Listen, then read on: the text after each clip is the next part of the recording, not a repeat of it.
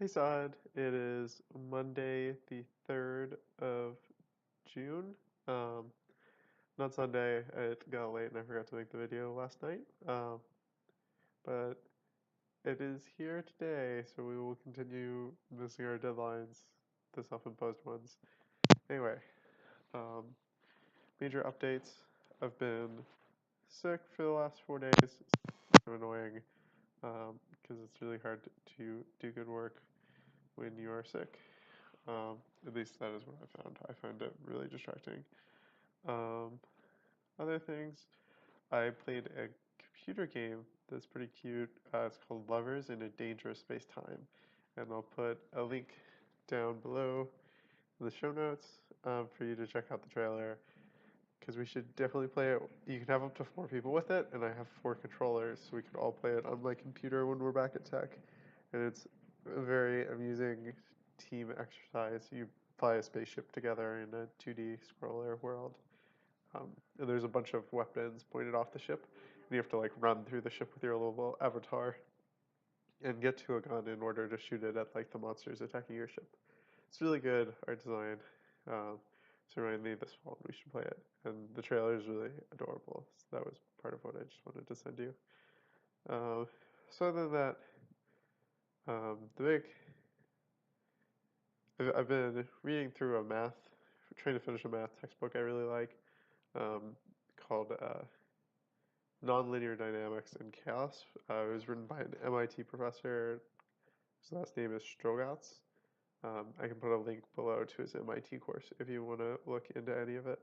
But what he deals with is extending some of the results you'd learn in a normal differential equations class. Um, so the idea, his approach is to give like a more geometric intuition of of how these systems that occur all over physics and biology and economics and a lot of structures that can be described with differential equations, like what those dynamics give rise to, which you can imagine is something I really like. Specifically, there's a theory called the Poincare-Bendixson Theorem, and it makes a claim about sort of the underlying structure of 2 dimensions. And I think it's the kind of theorem that's like one of those uh, things you could try and interpret philosophically.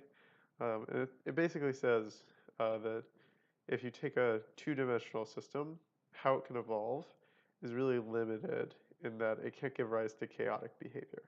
And chaotic behavior is like kind of the dividing line in physics between a deterministic system and a stochastic system. So it says uh, the intuition for what chaos is a small perturbation in the underlying initial conditions can cause a massive change in the final state of the system.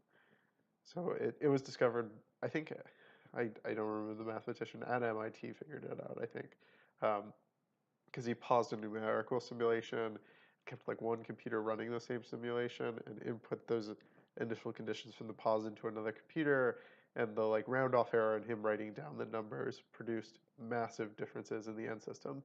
It basically it limits a lot of the predictions you can make about something, because if a perturbation like on the size of what below our what we can measure changes the outcome of the system, like how you minutely change how you flip a coin, then your ability to do deterministic physics on it, it really falls apart. So it says certain 2 dimensional systems like this wide, any set of dynamical systems on 2 dimensions, on just a flat plane, there's like some added constraints. Can't give rise to this kind of chaotic behavior. It has to settle into these fixed points or cyclic behavior. Um, and I was wondering what your thoughts are and if you've seen any other cool theorems this summer. So I'll see you Wednesday or Thursday or Friday, or I guess whenever at this point.